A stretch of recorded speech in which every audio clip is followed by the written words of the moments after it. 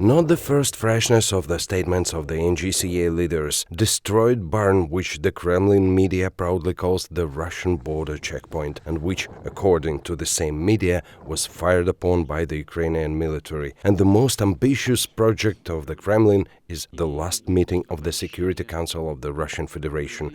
The script would be envied by Hollywood, but the execution is lame. Take, for example, these unsuccessful video editing cuts. For example, at the end of so-called broadcast, in 1 second the camera showed Putin in 2 different poses, and the speech of the prosecutor general Igor Krasnov was completely cut out.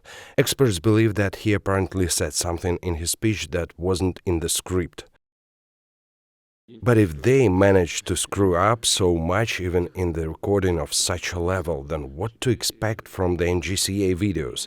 Take, for example, a report about a local resident who allegedly had his leg blown off during shelling by the Ukrainian army. So-called victim has already got a prosthesis, which the directors didn't even bother to remove for a fake video. The creators of this shock content had no choice but to delete it.